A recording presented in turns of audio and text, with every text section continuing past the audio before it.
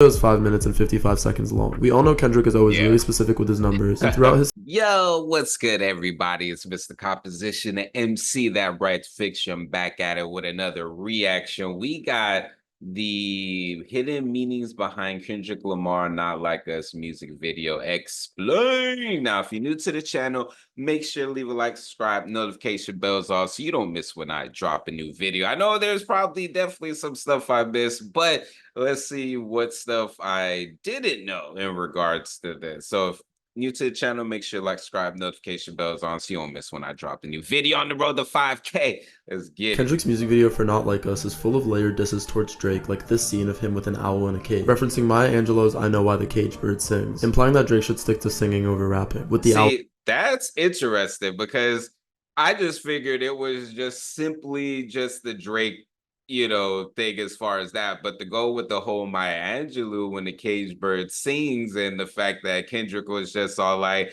I like the Drake with the melodies. I don't like Drake when he acts tough though. So that in itself is just is dope. So I didn't representing know Drake that since one. it's OVO's logo, and also implying Drake should be locked up for all the PDF file allegations that Kendrick talks about on the song. He's even playing hopscotch, a game that little girls play, in the scene where he says the A minor line, and dropping the video on the 4th of July, a day celebrating American independence, after doing the pop-out show on Juneteenth, proves that he planned the whole aftermath of the beef out. Continuing his point about Drake being not like an outsider to American rap culture, something he puts on full display when he brings out all of LA to Compton to chant this diss with him throughout the video. It especially fits with him calling Drake a colonizer, since the 4th of July was when America got freed from being a British colony. Kendrick used his LA rapper and celebrity friends throughout his pop-out concert to show the heritage and history that he comes from, that Drake tries to imitate by associating with Atlanta artists, but just can't really replicate. And some of the stars that showed up in the show made an appearance in the video to double down on that point, from Mustard, who opened for him, to DeMar DeRozan, who he name-dropped on the song since he went to go play for the Toronto Raptors, Drake's hometown team, but eventually came back home to the US and made an appearance on stage during the live performance of Not Like Us. Tommy the Clown, who also performed a set before Mustard at the show, is a dancer raised in South Central LA who was legendary for inventing the form of dancing called clowning, a huge inspiration behind crumping, in response to the Rodney King riots in 1992. His movement was meant to be a healthy alternative to LA kids getting into drugs or crime, and those values reflect Kendrick's emphasis on art being a way to represent and heal communities rather than imitate them. He featured members of TDE and Black Hippie, from Schoolboy Q to J-Rock to Absol.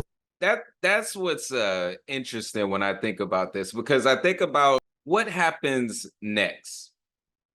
Like we get to enjoy this and everything like that, but a lot of stuff was said in regards to Drake, that should technically be career ending, you know, but culturally, what does this mean? Because as much as we can sit there and talk about Drake and X, Y, and Z, he still got fans.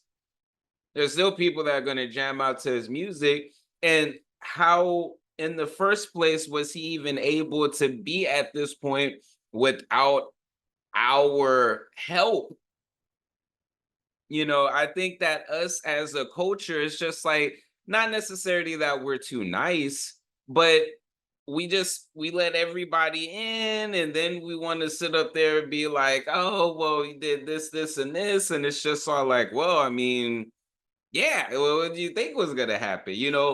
So I ask y'all, where do you think that culturally, Black culture, different things like that, where you think we're headed? Because like I said, though this was a dope moment to me at 33 years old, observing things in America, it feels like everything's just going to go back to the way that it was.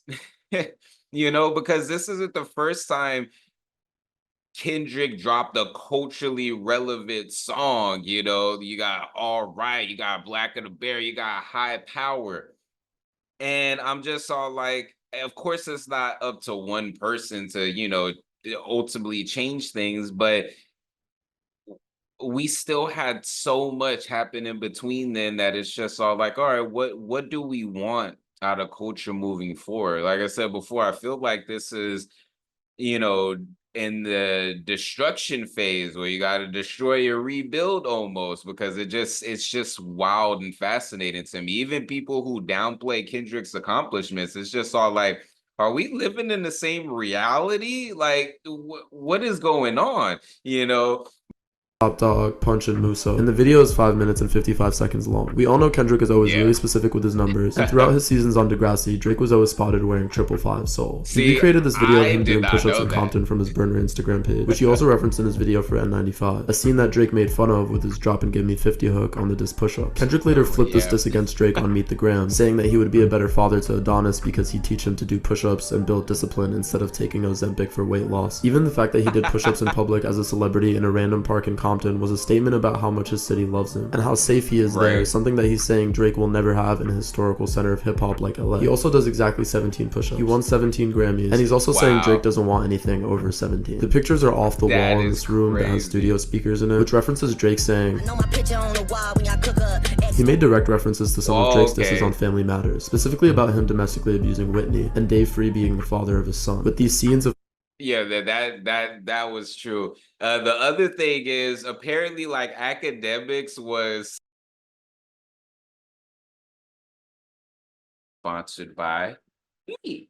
Hey, if you want to dive into new music, I have a catalog.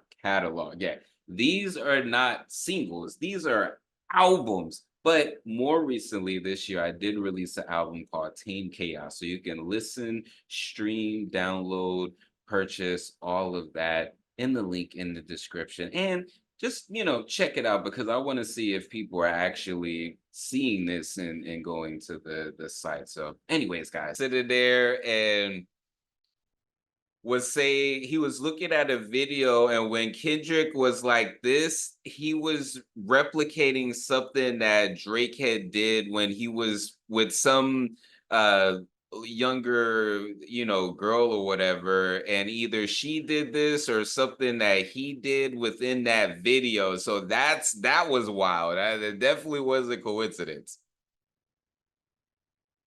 posing and dancing with Whitney and his children, right when he says the family matters, and the fact that Dave Free directed the video. Whitney's even wearing a wife beater, directly referencing these allegations, something that I don't really feel like she'd do if they were true. He references the vignette type shot in Family Matters with this scene, and has this guy behind him in a ski mask representing Drake from his Dark Lane Demo Tapes album cover. In this scene, Drake is trying to catch up to Kendrick, but gets swept away right when he says the boogeyman line, and Kendrick is standing next to a guy with a Compton hat on, representing how him having his city by his side is why Drake will never catch up. He smacks the shit out of this owl pinata in some scenes, another reference to an activity little kids do at birthday parties, while also visually representing the beatdown that he's saying he gave Drake in this beef. And at the very beginning of the video, he gives us a snippet of a song with a Not Like Us type flow, potentially teasing either a remix or a preview of a song from his next album. The snippet also references Kamasi Washington, a saxophone player from LA who is featured on To Pimp a Butterfly, hinting that his next album might have some of the same jazz influences that this album was famous for. He also references The Blueprint by Jay-Z in a line about IP or intellectual property, which is kind of a response to Drake saying that he had to drop and give his label 50%, implying that what he's trying to build with PG Lang, his own label, is going to give him more control over his own music, just like Jay-Z with Rockefeller Records. This video actually reminded me a lot of the video for Alright, with the huge crowds of Compton natives singing along to Kendrick. And the music video for that also started with another song first. I don't know if this was a coincidence, but his fit looked mad similar to the guy from this viral video,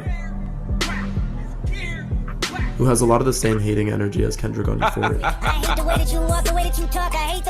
Let me know if you thought this music video lived up to the hype. It got 5 million views in 4 hours, and it's looking like it might be Kendrick's biggest video of all time. And for more context on this song, watch my breakdown here. Let me know what I missed down below, and as always, thanks for watching. It was so ridiculous. Even, and the thing was, sometimes it's like, naturally, we kind of get into like this comparison game, and I was just looking at Eminem's Toby video, and I was just all like, this was nowhere near the type, like, people was waiting. They was waiting for him to drop the Not Like Us, So I was just looking through the hours, through the day, and just seeing, how Eminem was doing.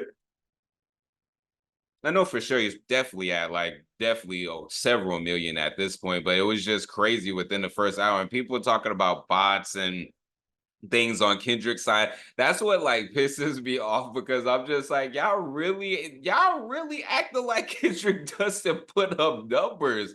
Like, that's what's so crazy. People think, oh, because I haven't heard from him in a minute, oh, he doesn't release all the time, so he's irrelevant. It's just like, yo, when do we get to this point where you would rather be so delusional and fed by crap because your favorite artist is dropping all the day time, than to be able to have something of substance. But hey, to each its own. But there definitely was a couple of things in this video that I did not catch. Like there was the whole five thing, and I used to watch Degrassi. Like that's what's so funny about this whole the Drake thing, because and everybody's just like wheelchair Jimmy, but I'm just like, yo, there was several seasons prior to that even happening. Like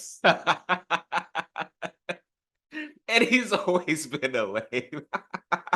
But it's just so interesting to me, And but we'll see. Like I said, I'm curious to see how this plays out culturally. I'm curious to see what Kendrick's next move in. I'm just looking at this from as the artist and the fan. I'm all like, yo, what's about to go down? But let me know your thoughts in the comment section. What did you catch in here? Like I said, for me, it was definitely the fives. It was definitely that very first thing. I forgot what he said, but I was just all like, oh, the Maya Angelou thing, the cage bird. I was all like, oh, that was freaking fire. But anyways, guys, Mr. Composition, the MC that writes fiction, back at it with another reaction. Make sure to like, subscribe, notification bells on so you don't miss when I drop a new video on the road to 5K. All right, y'all.